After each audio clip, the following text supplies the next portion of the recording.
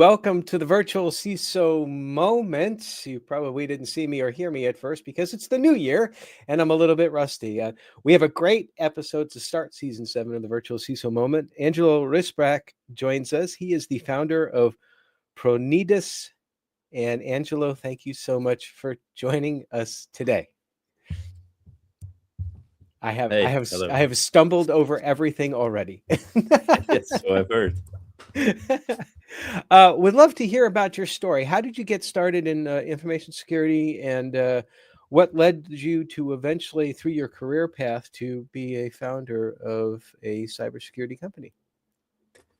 Well, like a lot of people in working in information security, I think I took the standard path, maybe with a bit of a detour in the beginning, starting in computer hardware, building computer systems, and from there on, moving to the world of managed service providers and IT support. I think if I look in my close circle of colleagues and other professionals, that's where most of the guys and girls I know started. From there on out, I further developed my support career and went mostly into the cloud engineering, security cloud engineer. And from there on, I took a small detour of being a manager of the customer support, the IT support department, and then I in the meanwhile became an internal security officer for the same company there, and taking it upon me to enroll them into the ISO 27001. And then afterwards I took one step up and became the CISO of that company, and that's actually where my career path, so to say, ended, and that's where I thought, hey, it might be a good time to start my own company. And that was at the end of 2023. And from there, I took the leap, quit my job, and founded Pronidus.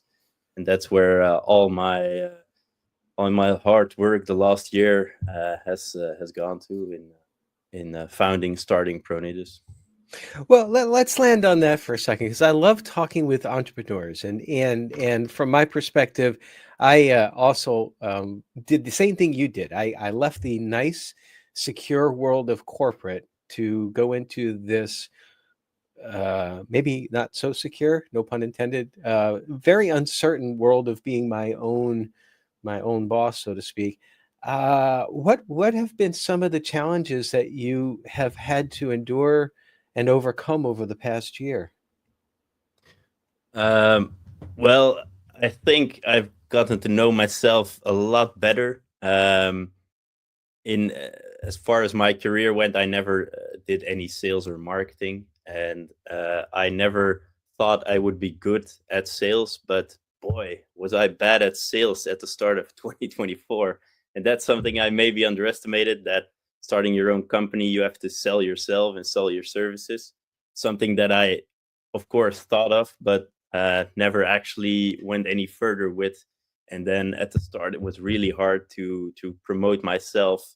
I thought it was a bit cringy sometimes, but that's what people do, and I really have developed myself there. Not saying I'm a good sales rep now, but I've gotten better at selling myself and selling my services and taking the first step to call people, call leads, talk to people on network events. I think for the security part, a lot of development went into the services, but that's where, for me, the fun happens. But the sales and marketing has been the toughest lesson to learn, for sure.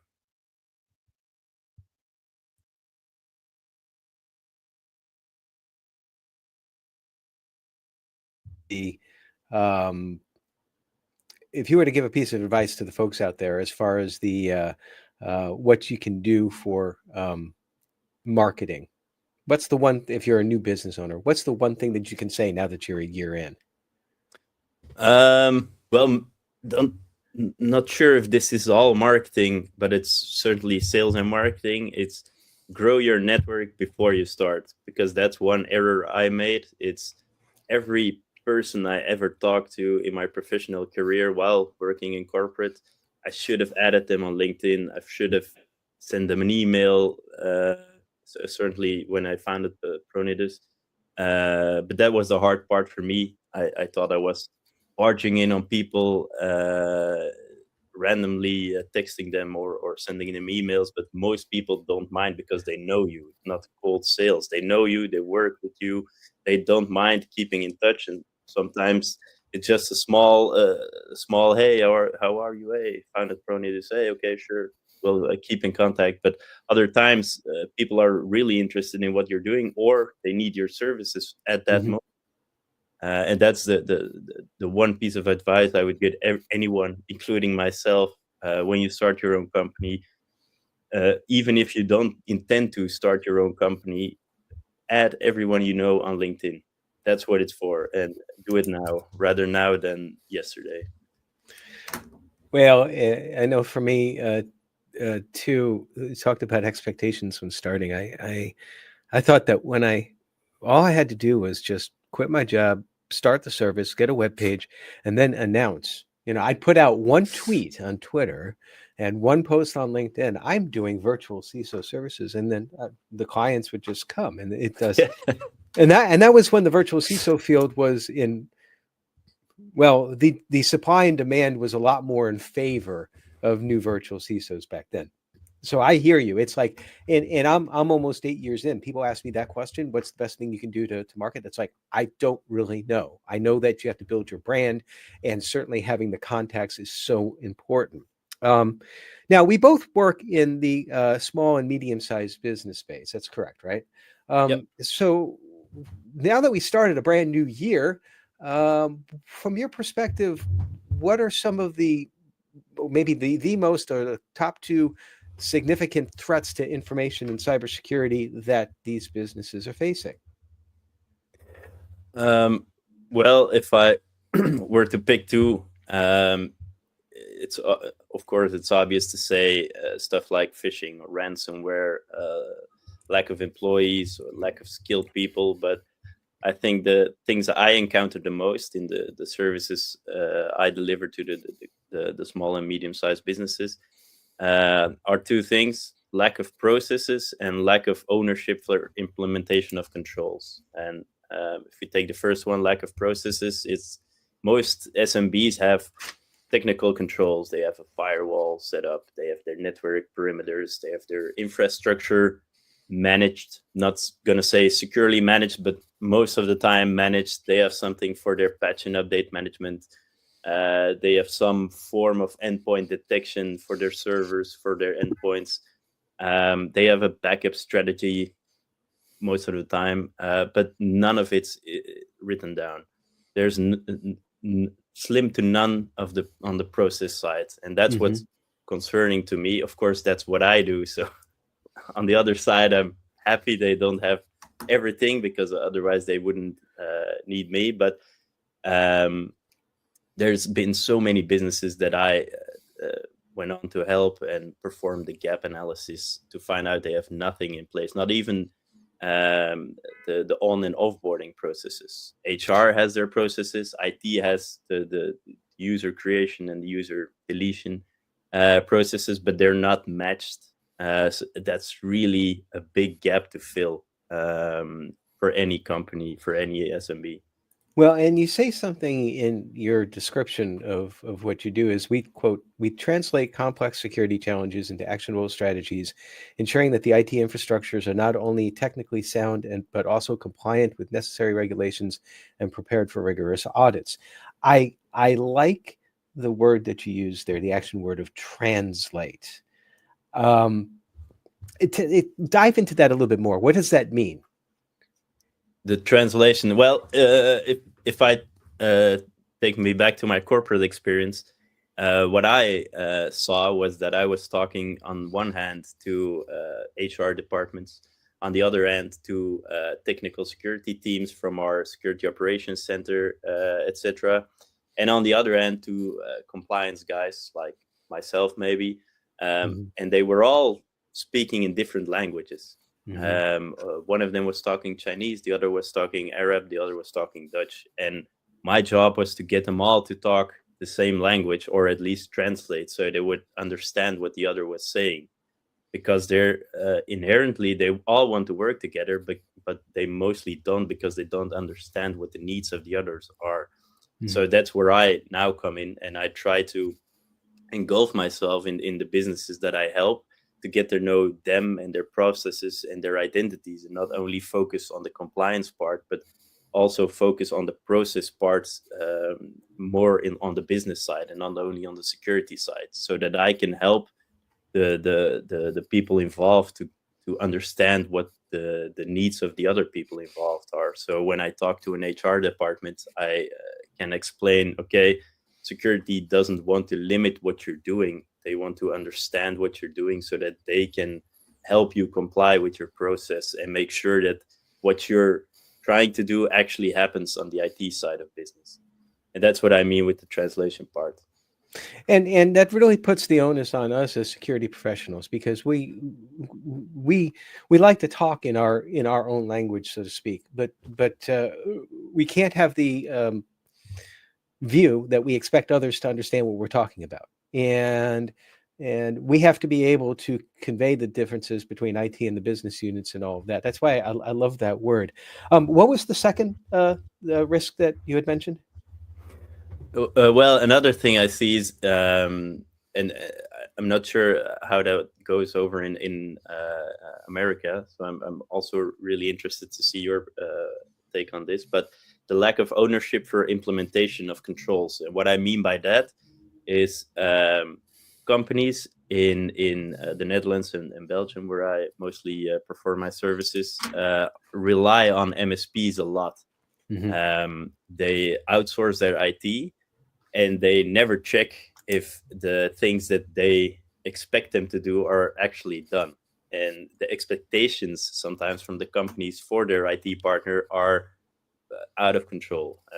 For example, they expect them to have patch and update management. Maybe not an exaggeration, maybe something you should expect from your IT partner, but they never check if that actually happens. And they expect, if they choose to use a new piece of software, that their IT partner knows the software, is able to update it instantly, and so on and so forth. And those expectations are around here, and what their IT partner delivers might be here or might be there, and they have no idea, because there's no measurement of the expectations.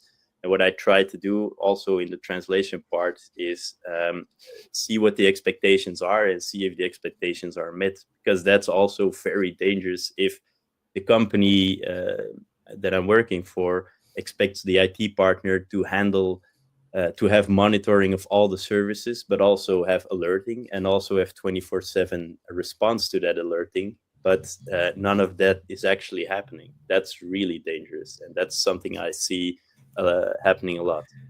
I once spoke with a customer. I don't believe they were a client of ours, but I think that this was sort of like in a colleague conversation, where they said that the problem was that their MSP, they had put a firewall in place, but they had never implemented the default deny. And when encountered with that, I was working with a group that was working on this. When encountered with that, the MSSP said, well, they never told us that they wanted that done. And that's a huge point there, because you just talked about that you got to ensure that the MSSP is doing what they're saying that they're supposed to be doing. Yes, we still have that. We have that exact same issue in the United States. It might church men's group this morning. One of the participants there, a good friend of mine, he's the chief technology officer for a company here in Tennessee. And he was all proud. He's like, yes, we just got an MSSP, and so we're getting secure. And I said the exact same thing that you said. You've got to make sure that they're doing what they say that they're doing. So you asked my opinion as far as lack of ownership for implementation of controls. I think that that's a problem that's probably worldwide. I think that there's that perception that if we contract with this company, whether it be an MSSP for some security things, or we use Microsoft for our back office, that that they're responsible for the security and therefore we're not responsible for any security or repercussions. And that's simply not true. Is that what you're saying? Yeah, yeah, exactly. So how we know the problem. What can we do as professionals to encourage, particularly SMBs, since that's our genre, to really look at this in a more precise manner, because it puts some more importance on it. Well, I think first of all we have to keep trying. I think that's that's always going to be step number one, because um, it it's taken quite a while for companies to adopt to outsourcing their IT. It's going to take quite a while for companies to adopt to outsourcing their security apart from their IT. So it's two separate things. And I think until we reach that level, it's going to be hard for them to take the responsibility serious. I do have to add that, for example, the NIS2, the new European directive for network and information security, is helping, but the it's not including every sector. It's not including every company. A lot of SMBs are not included, so they're being left out. So they don't feel the same urge that other companies now do feel, being mandated to have to comply to the NIS2. But it's a good step in the right direction. But I think that creating more awareness on that part, not only security awareness as to phishing, etc., but creating awareness to company owners through LinkedIn, through webinars, through this podcast, for example, is going to be a major factor into creating more awareness for companies to take it more serious and actually ask, like, hey, what are our expectations, and does our provider know we have those expectations, and how do we measure these, and can we have a sit down with our provider or MSSP or whatever and actually go over the list and see what they have in place for that, and meet in the middle somewhere to qualify more on those. Well, you touched a hot button topic for me. If I recall correctly, what you said, that the NIS2 is more focused towards larger businesses, kind of leaving smaller businesses, not quite out in the cold. But I have come to the conclusion over the last couple of years, and I'm very vocal about this, and I want your opinion on this, is that we as a security industry, not just localized to the Netherlands or to the United States, but all over the world, we as a security industry, we do a horrible job of focusing on and addressing the small and mid-sized business needs. Whenever there's a breach and there's a large company and a small business, the problem is always third-party vendor management from the large company. They'd never talk about the real problem, which was down here with the small and mid-sized business. What's your opinion on that? Yeah, I think that's a really good topic, and it's a really good opinion to have an opinion on, because what I see is, from a security professional standpoint, is we say SMBs, but for me it's mostly mid-sized businesses, because the small businesses aren't as attractive because they don't have any budget, and it's hard for me or us to reach them properly. They're often not as much represented on platforms like LinkedIn. They're often not as interested in outsourcing their security separately from apart from their IT, their MSP provider. So for me, it's hard to reach them, and that's where a major flaw within in the ecosystem is, because what we see here in Europe is that some companies, larger companies that get breached to their smaller partners, vendors, customers, because they have some sort of IT relation, be it through a VPN, be it to contract for management or whatever, and they get breached, and they the hacker find their way to the systems of the larger company, and the NIS2 dictates those larger companies to have their supply chain management in place, and they now, luckily, what we see now happening in Belgium mostly, because the NIS2 is active in Belgium and not yet in the Netherlands, But what we see happening in Belgium is larger companies dictating all of their partners, including the smaller ones that don't necessarily have to comply to the NIS2 directly, but they dictate that they have to because they expect them to. And that's, for me, that's a really good innovation from the NIS2. More of a side effect, mind you, but that's something I see happening now and something I can only get behind as much as I can right now. Yeah, we see that in the United States too, with regards to government contractors and with CMMC, where there's that requirement for the suppliers to be compliant with CMMC as well. And I think that in this whole ecosystem, the larger businesses, the ones that are the consumers of the supply chain, has some sort of a responsibility not only to, this is kind of pie in the sky thinking, but a responsibility not only to demand that they be compliant and secure, but that they help. I'd like to see more of a sharing of an ecosystem where a larger business helps a smaller business, a supplier, with their security program. I don't know how that would look. Obviously, that's got a whole bunch of problems with itself, but we're heading in the right direction. But it's still stressful. I mean, we as security professionals, we want the world to be secure. Well, maybe not completely secure because we want a job, right? So somewhere in the middle. Somewhere in the middle. But that's what we're working towards. We're working towards, at the very least, reducing the risk to an acceptable level. And that can be stressful. And it's 2025 now, and we still have a problem in our industry that's not limited to cyber and information security, but we still have a problem of people getting burned out and not dealing well with stress. I've been public on here beforehand where I said that I would turn to drinking beer, not excessively, but too often, in order to deal with just the decompression of the stress. That's not healthy. Fortunately, I don't do that anymore.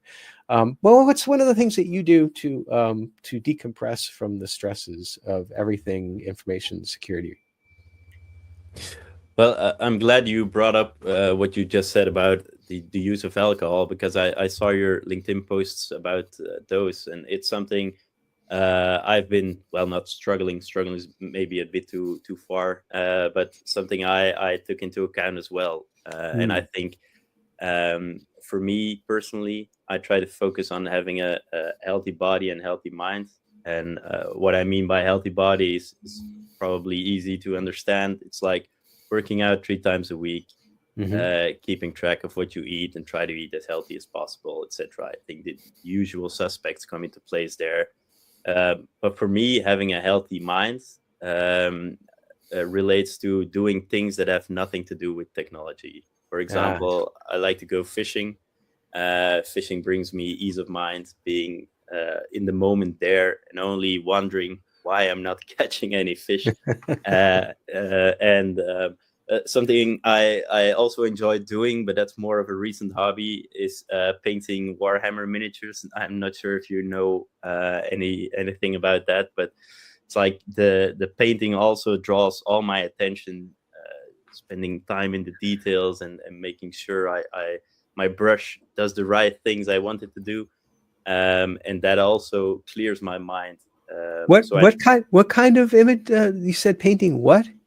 Miniatures, Warhammer miniatures. It's a tabletop game.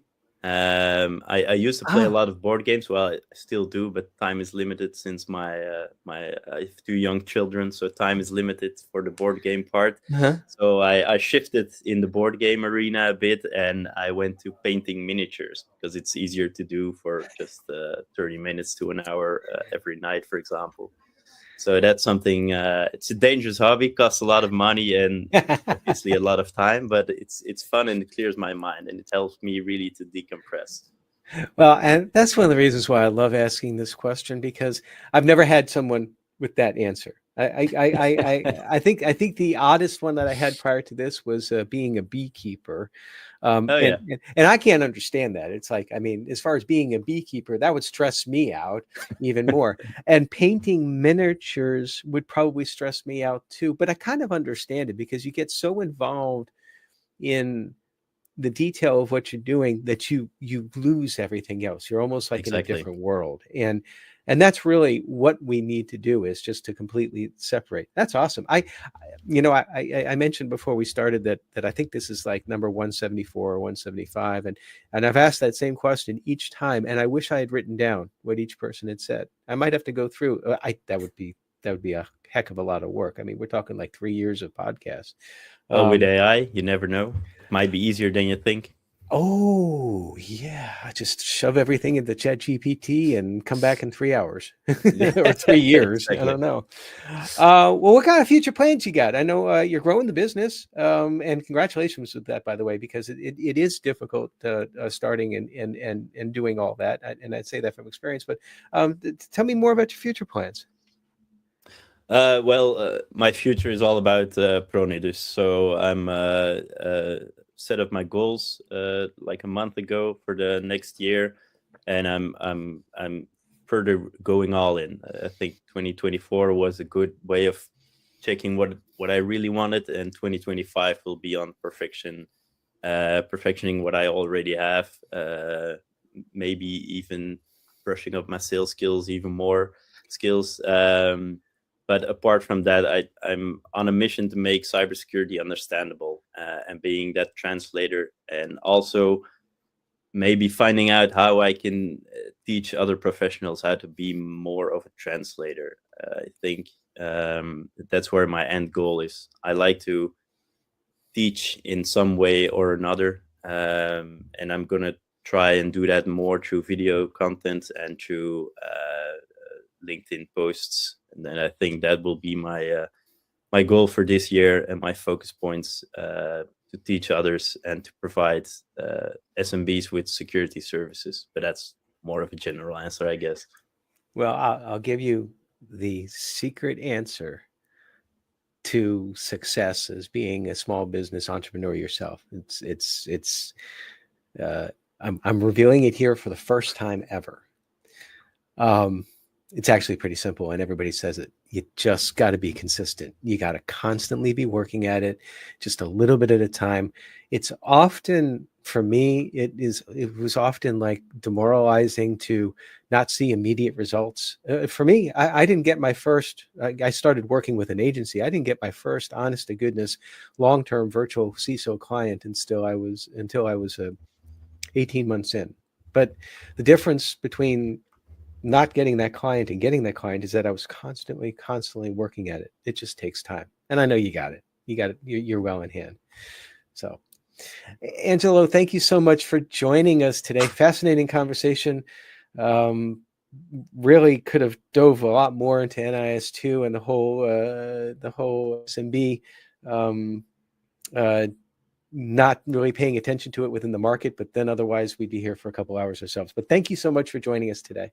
Thanks for having me. It was a great talk. And everybody, stay secure.